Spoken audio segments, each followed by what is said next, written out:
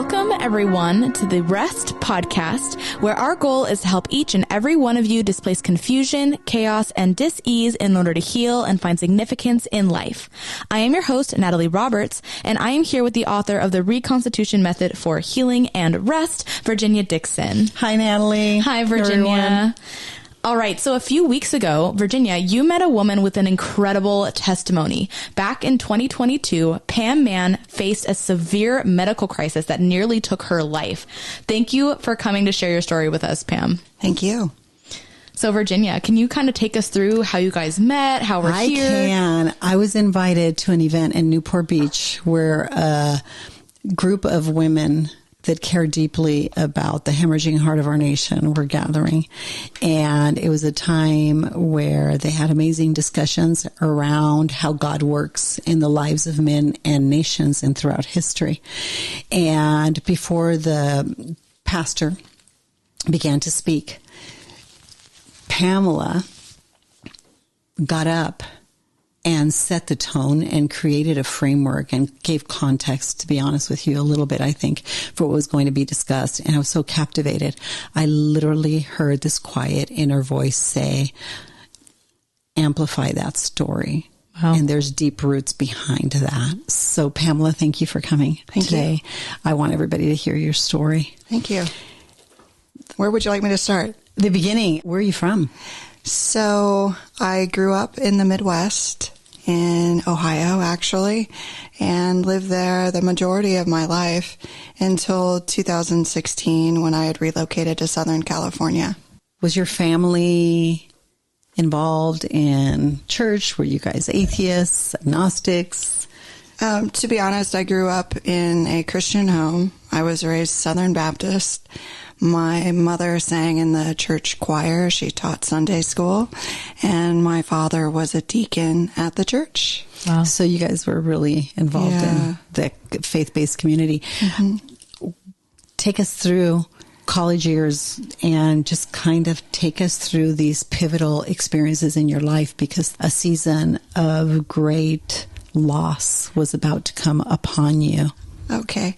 Something that happened when I was 21 years old, my parents were in a horrible car accident. And the ironic part of this is that morning, I was going to work and I didn't feel well. I felt sick and I stayed home. And I kept trying to call my parents. For some reason, I just felt like I needed to get a hold of them. And I called them numerous times and I was like, why aren't they answering? Why can't I get a hold of them? And what I didn't know was that they were in this horrible car accident where someone had passed on a hill and hit them head on. Wow. Both of my parents were ejected from the vehicle. My father was thrown 50 feet and his truck actually rolled over top of him.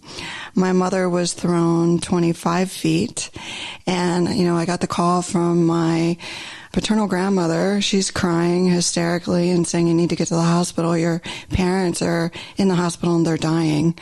So I get to the hospital. I was told that my father had a 10% chance to survive and my mother had a 20% chance. And unfortunately, that day, my father succumbed to his injuries. The aorta had actually been ripped on his heart, and that's what caused him to die. He went through 9 pints of blood while I was there in a hospital, but I remember them telling me that he had died, and I went in the room where he was at, and I saw, his hair was messed up, and I brushed his hair on his forehead, and I just remember just sobbing and laying my head on his chest, and I'm just praying and saying, please God, send him back to me. Please send him back to me. We need him. My mother needs him. I need him. Please send him back to me. And I literally cried and prayed for hours. And he did actually come back, whether or not people want to believe that or not. But I saw him with Jesus. And he said, what do you need? And, said, we need you to come back to us. And he said, I can't do that. That's basically how that went. Did you share that story with anybody? How did you ever leave that room? It was hard. Well, when you have an encounter like that, that's transformative. Did you feel peace? I did feel peace, but at the same time, I was also, very concerned about my mother because she had 5 dents in her skull and they weren't sure if she was going to be brain damaged or not. So basically, that was a transformative encounter, but the reality that you were facing with now losing your mom as well was almost paralyzing. Mm-hmm. Yes. My mother had to go through extensive physical therapy as well as occupational therapy. And I can remember seeing an occupational therapist holding up a flashcard with a 3-letter word that said cat. And they said, "Mary Jane, do you know what this says?" And she shook her head and said, "No, I don't know what that is."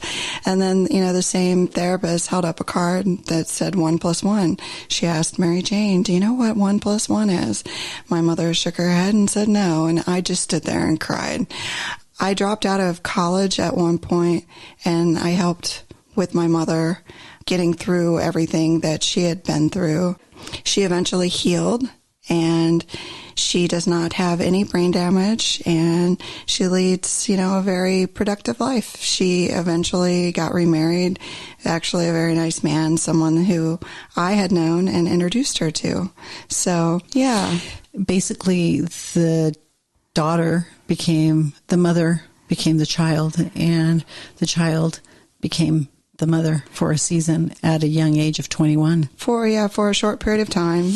But you just brush over this thing like, I saw my dad, I saw Jesus, but you talk about it as if it was no big deal. But that had to be absolutely stunning. I don't know. You're shaking your head, Natalie? Yeah, no, it's shocking. How do you, was it because you were completely dissociated because of the measure of grief? What? I think so. I mean, honestly, there was a lot of grief because I was extremely close to my father. We shared the same birthday. We were very, very close. Wow. And I always said, to me, he walked on water. Like, I idolized my father. Mm-hmm. But how is seeing him alive, very much alive? Well, he really wasn't alive. I mean, it was, like his spirit, right? So you didn't see a physical image of him. Well, it was there. his spirit there, you sensed a presence. Right. Okay, so it wasn't a physical image of your father standing in the room. It was a knowledge of a presence of him and But peace. I heard his voice. Okay. When I kept, because I had kept praying and praying, and, I heard him say, "What do you need?" Okay. And I was like, I want you to come back to us. He said, so it's like he was there, and I know that he was with Jesus. Mm-hmm. Mm-hmm. I have been in the presence of many, many, many people that have transitioned out of time. And now that you put it in the context of a presence that was palpable and hearing a quiet, gentle, still voice, and it was that of your father, I understand what that means. It was a sense of knowledge of being there present. I've experienced that. Right. Yeah. And it's as real as seeing somebody, but it is different. Right. Right. So then you took care of mom, went back to college. Yeah, I went back to college, was working to finish my bachelor's degree in business administration. I had gotten involved in a relationship that was toxic. Before Dad's death or after? It was someone that I was dating, yes, before my father had died. Mm-hmm. And this person had went on to tell me at one point that I wasn't smart enough to finish college. And I believe the reason that he said that to me was because I was having difficulty in an advanced math class, and I had shared with him, oh gosh, I'm so worried. Like, if I can't pass this class, how am I going to finish college? And, I remember him saying, well, maybe you're not smart enough to finish college, and I knew that wasn't the case because just the way I was raised, to believe in myself, and I knew that I could do anything, maybe. But it's interesting how destructive unhealthy relationships can be. Right. And, right. And I don't know, this person made me feel bad about myself overall. And, one thing that I did, I competed in a lot of pageants. And one year in particular, I did 6 pageants. And every time I would place in the pageant, whether that were top 10, top 5, or even winning, I felt that much better about myself. And then I was able to tell him, there's nothing wrong with me, but there's something wrong with you for you to make me feel the way that you've made me feel. And, I was able to get out of that relationship. And one of the things that I made a goal of was to make Dean's List, not only for myself, but I think to prove to him that, yes, I was smart enough to finish college. And I worked really hard. I made Dean's List. I got all A's. As soon as I had the Dean's List in hand, I went to his house, knocked on the door. He opens the door, and I said, "Do you know what this is?" And he's like, "No." And I said, "This is Dean's List." I said, "Do you know whose name's on that?" And he's like, "Look, I never meant anything by that." And I said, "Yes, you did." I said, "Do you remember when you told me I wasn't smart enough to finish college?" I said, "I made Dean's List, all A's." I said, "So I am smart enough to finish college." And then I turned around, got back in my car and left. But that was very empowering for me to be able to say that. And, I eventually left that relationship, finished college, and went on with my life. The second part of your story is nothing short of miraculous, but hearing the precursor to those events that eventually developed last year makes so much sense. This was certainly in your life a season of loss, but a time of cleansing. And it occurred to me while you were just filling me in on the details of what you're about, where you come from, what you value, what you don't, your experiences. It occurred to me that when we are in a season of deep pain and loss in our lives, how we can lose all perspective. And somehow there are those people that seem to pop up that undermine our value, our strength, our courage, our resolve, everything we need. It's almost like they suck the oxygen and the air out of us, sometimes with good intentions and sometimes out of their own insecurities. I want to thank you for sharing that story with us, because I think there's people listening to us right now that are perhaps experiencing pain beyond pain and potential loss beyond any wild imagination. On the other hand, it can be a time of cleansing because it really shows us what we're made of. Well, and that year when my parents were in a car accident, over an 8-month period, I lost both grandmothers to cancer. My maternal grandmother, she died within a couple months of the car accident. She died of colon cancer. And then within 6 months, the other grandmother died of leukemia. And within that same year period, my sister overdosed on drugs. So that year of 1990, I used to say, was the worst year of my life. But I was able to get through it and continue with my life. And, I had taken some time off from church, but I realized how important it was for me to go to church and have a relationship with God. It's the place where we find meaning. True religion confronts earth with heaven and brings eternity to bear upon time. I think that's it.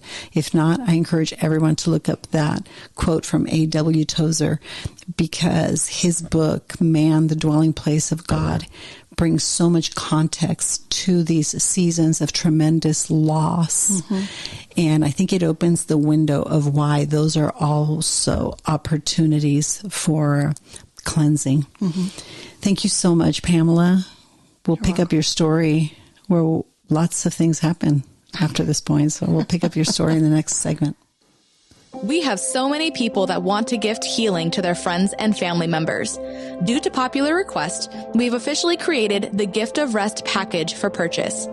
Please go to theplaceofrest.com/wholeness packages to view the Gift of Rest. If you've been listening to our podcast regularly and are now wondering, what's next, or how can I get more support? Our Day of Rest course is available to support you in your pilgrimage.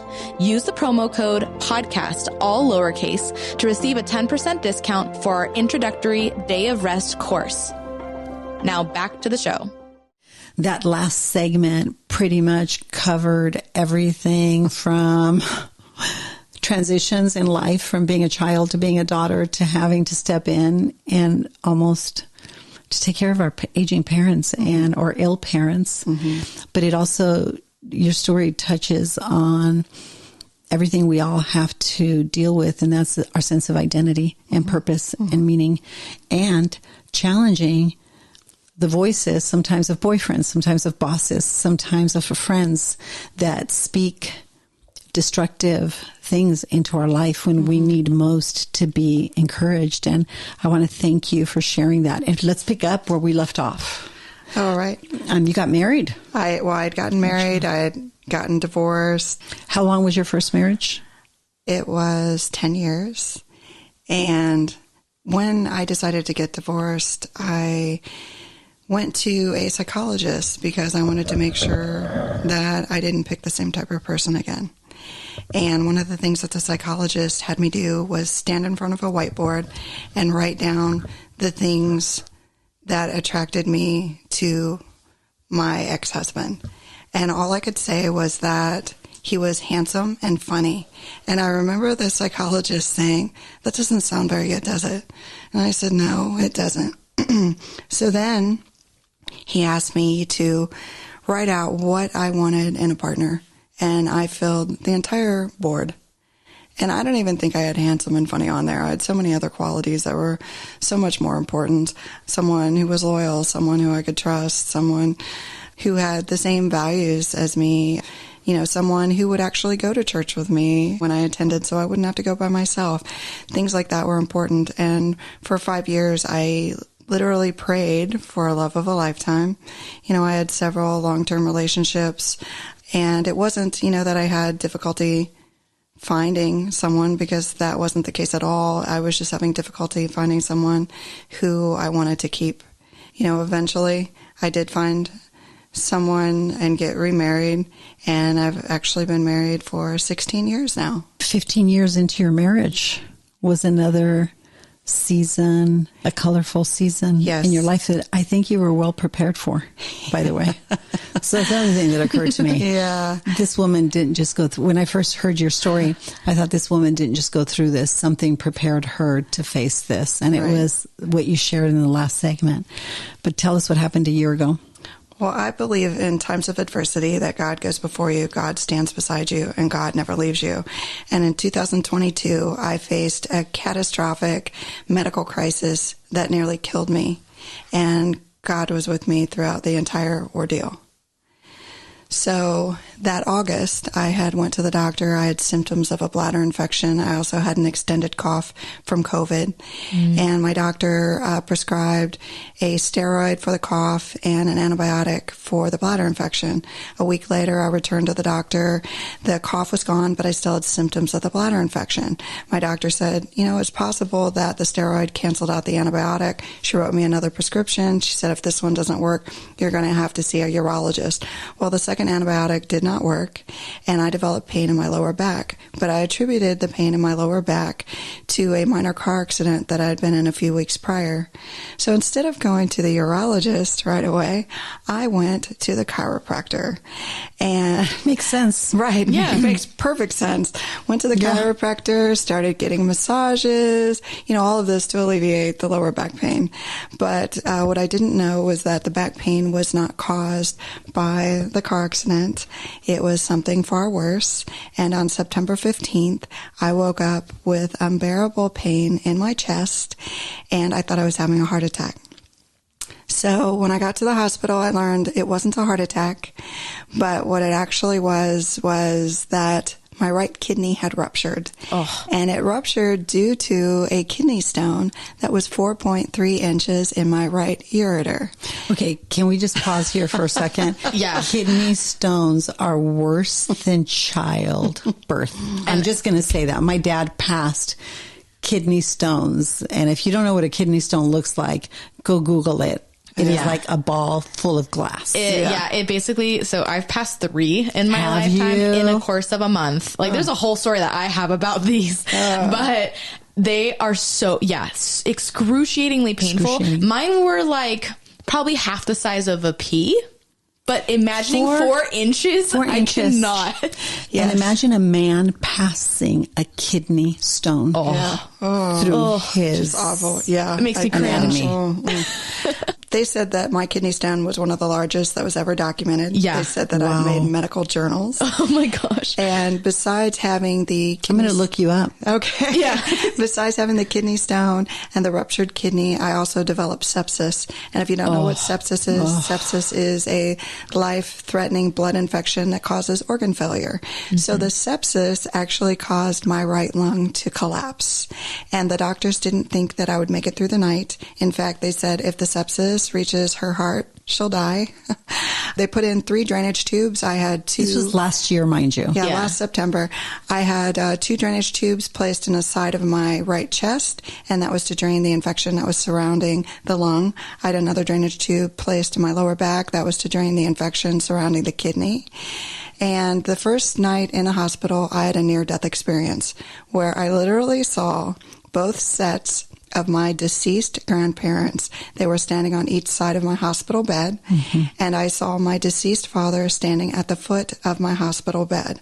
No words were exchanged. They were just standing there looking at me. I was dying, and they were there to guide me to heaven. But God had other plans for me. So I spent nearly 2 weeks in the hospital. Every morning I had a blood draw at 5 a.m. Well, before you hold on a minute, what did you think? What did you feel? What did you say? When I saw Was them? there communication in the form of thoughts or just full knowledge? Was another Jesus figure, image, presence there? Did you try to speak and you couldn't? Did you feel your chest compression? Did you feel your spirit wanted to leave? I mean, I have 1,000 questions. I could just go on. I won't. Honestly, I mean, I saw all 5 of them standing around my bed. The room, like it was like backlit, like it was really lit up behind them. And no words were exchanged, but I felt at peace. I felt, That's right. if I die today, I'm fine. You know, right. I really felt I was okay with it. This is consistent with what I've heard. That's why I wanted details. Yeah. You felt this sense of peace that overcame you. Can I Yeah. say something Yes. too? Yes. Is that when we literally talked about this a few weeks ago with Dr. Cowden, is that when someone is in fear, specifically of death, it affects the lung. So that's so interesting that you were at peace, because if you had been afraid of death, it's possible that it could have gone the other direction. And maybe their presence wasn't to guide you, but to give you comfort that they were there and death was nothing to fear. Yeah. And you were going to be okay. Right? Maybe. Because we do see that when people have cancer, that the affliction to the lungs is from the fear of Yes. death. Oh my goodness. And so these feelings that emote tend to be instrumental in the direction of what happens with that cancer. It's an amazing system that we have. It's an amazing temple we live in, which, by the way, is the dwelling place of God. Right? The soul of man is a dwelling place of God, but that soul has a huge impact on what our brain processes and our body manifests. We did a whole talk on this in cancer. So for those of you who are regular listeners, go back and listen. What was the name of? It was 2 weeks ago. It was part of the cancer series. It's called Fear and Cancer. Fear and Cancer. And Natalie, very astute of you that your lungs ruptured. And they were there and peace overcame you. It may be why you went through that cycle of healing, because the fear wasn't relevant. Tell us, in light of that, what happened to your lungs after this? Well, you know, I had the drainage tubes put in, and That's, by the way, is one of the most painful procedures. Yes, I had 2 chest tubes put in to drain the infection surrounding the lungs. But this is something that I think you'll find very ironic. For the next 3 days, I literally smelled my favorite grandmother's cologne in my hospital room. And I kept asking the nurses, I was like, do you smell that? And they're like, smell what? And I said, Emerald. You don't smell Emerald. And I don't know if you've ever smelled Emerald, but it's this very strong cologne. And as a little girl, I did not like it. Like, my grandmother would hug me and I'd say, please don't get that stinky Emerald on me, right? But my whole room smelled of like this. Emerald. And no one else could smell it but me. So, I mean, that's also comforting to know that she was there. Well, and you saw her. Yeah. So there was a presence. Yeah. What happened to the lungs? Well, okay, so I had the drainage tubes in, and the thoracic surgeon on the 5th day, he came into my room to take the drainage tubes out. And I asked him, I said, are you going to give me... Talk about that for a second. Yeah. There is no pain like drainage tubes coming out of your lungs. I mean, imagine these drainage tubes had been in the side of my chest, going, into my chest cavity for 5 days. So skin was grown around it. There was also stitches around the drainage tubes, holding them in. But anyhow, I said, are you going to give me a local anesthetic to remove these? And he said, no, unfortunately, we can't do that when we remove drainage tubes. He said, take a deep breath as he pulled them out. And the pain when he was pulling them out was excruciating. And to make matters worse, someone had put tape over top of the stitches. No! So, yes. So when he removed the tape, it ripped the stitches out. I literally screamed so loud that I think the entire med-surg unit at Mission Hospital heard me. I cried so much that my eyes were swollen shut. Oh, shut. Her eyes were swollen. Yeah, it was awful. And the reason this is near and dear to my heart, because I've witnessed this, and there is no pain like it. Yeah, it was unbelievable. Another story, while I was in the hospital, they were taking my blood every day, to monitor the infection level with the sepsis.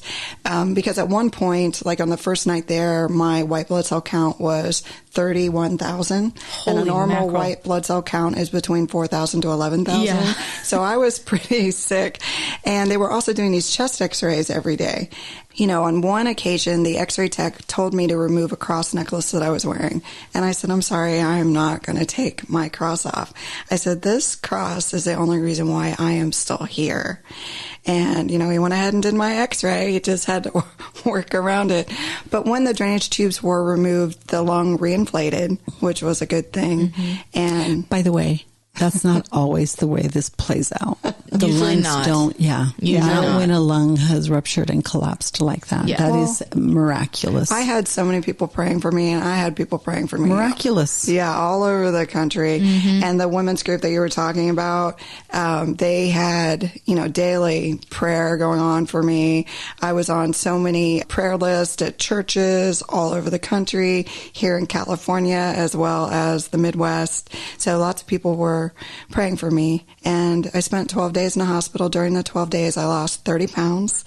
And one of the things that happened from the rapid weight loss is like the right side of my face actually was sunken in. It affected everything pretty much on the right side. So the lung was collapsed on the right side, the kidney was ruptured on the right side, and then my face was sunken. So, by the way, the right side of your body is your male side, which is really interesting. Yes, in Chinese medicine, that's the male side of your body. So it's really interesting that the collapse happened there, given the nature of loss and the complexity of some relationships with men.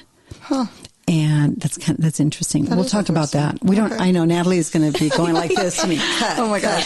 Big story, big narrative. We'll have to have you back and talk about that. Yeah. Actually, who we need is Dr. Cowden.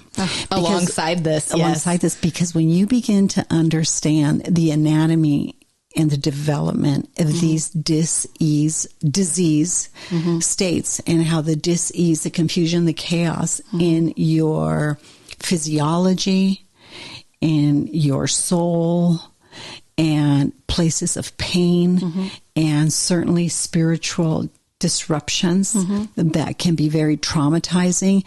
You start looking at medicine different. You start looking at the healing conversations differently. And all I have to say to everybody listening is nothing's random. There is absolutely not a single random thing that is happening to you. There is a storyline associate it, and it's all like a bunch of dominoes. It's like a big giant puzzle piece that we can put together. Well, but I love your story because it reminds me of that. And I didn't know a few of these details, by the way, so thank you. Yeah. Anyway. I did have to have the kidney removed, though, which you did. Was devastating when I got that news. But it did not function. I went back in. Well, it ruptured, right? Yeah, it ruptured. And I had a nuclear medicine test done. They told me it needed to function 20% in order to salvage it. And unfortunately, it did not function at all. So in November, I had went back in, had it removed. But I was so devastated that I was going to have it removed. And one thing I did, I prayed about it. And, I was like, oh my gosh, God, what am I going to do? I want to go home with all the organs that I came in the hospital with. And honestly, when I prayed, I instantly felt like everything would be okay. And when they did the surgery to remove it, they thought it was going to be done laparoscopically, but then they realized it was much worse. The ruptured kidney was actually stuck to my liver. So the surgery became more invasive. It took 6 hours, and they had to carefully remove the ruptured kidney without puncturing my liver. And I want to say, too, remember how taxed the liver is because you went, an infection was ravaging your body. Yeah. So not only that, the amount of antibiotics. The amount of antibiotics going through the system, too. The liver's deeply compromised. What happened? So it took 6 hours to remove the kidney. I spent months recovering from sepsis and the surgery. In early 2023, I had a physical done, and, I learned that my left kidney functioned 100%, which is great news because you can live a normal life with one kidney. And I did not need dialysis. I did not need a transplant. Everything was fine. I went back in 6 months following that, had additional blood work done once again. Everything was fine. My cholesterol even kept coming down. It was perfectly normal on the first physical, and then even after that, it dropped another 40 points. So it was just amazing. And, I just want to say that I should have died on September 15th, 2022, but, God had other plans for me. He was there with me throughout the entire ordeal. And, I am so grateful that he was there with me. He didn't leave me. And, I just want to say that any of you out there, no matter what you're facing in your life, whatever the circumstances are, whatever the situation is, know that God is there. He's with you, and he's not going to leave you. So, yeah. Leave you in time or out of time. Evidence that no matter what, we're going to be okay. Yes. And listening to you speak, and I don't know if, I was just saying this to you before we started recording, that when you think about it, life is all about beginnings. Conception is a beginning. Birth is a beginning. And when we're called out of time, evidenced by the testimony of millions and millions of people, it's another beginning. It's another beginning in one of two places. And it's very real. And we have reports of both. But for you, it was that gentle reminder of, no, this isn't all there is. You're just heading back to where you came from, which is home. It says that God had foreknowledge of us from the beginning of time. And I realized one day, deja vu moments are our knowledge of eternity past, perhaps. And I don't know what the theology is behind that, but it came to me in the form of a word or knowledge or this presence, but it made so much sense to me. Right. So what a great story. Thank you. Thank you for your courage, for your strength, for your faith, for your commitment to persevere and endure. And I wrote down, this was a year of great pain for you, but a season of healing in the midst of not just pain, but physical death, where your spirit would definitely go on, but it was the brutality of the pain in the midst of that journey that is captivating, because you had this iron of steel and this peace that really surpasses all understanding. People often said to me when Jordan had a brain tumor, it's like, I don't know how you're doing this. I don't know how you're doing this. And I was reminded of a story from a friend who had to watch his wife die with two young boys. Oh, that's awful. And one of the boys draped himself over the bed of his dying mom. You can relate to this. Yeah, I can relate. And said, his ill mother at the time, and said, I can't, I'll never endure this. I can't live without you. I just can't. And he just clung to her, and she rubbed his head, ran her fingers through his head. And he said, of course you can't imagine life without me, because I'm not going anywhere today. But when the day comes, you will have the grace. God will give you the grace to endure that transition into that transition. And I'm not going anywhere. I'll be waiting for you on the other side of this. But I thought that is so beautiful. We don't have the strength. He gives us the courage, right, to persevere, but we don't have the strength to endure the unthinkable until the time comes where we need the grace to face it. What a great story. Thank you.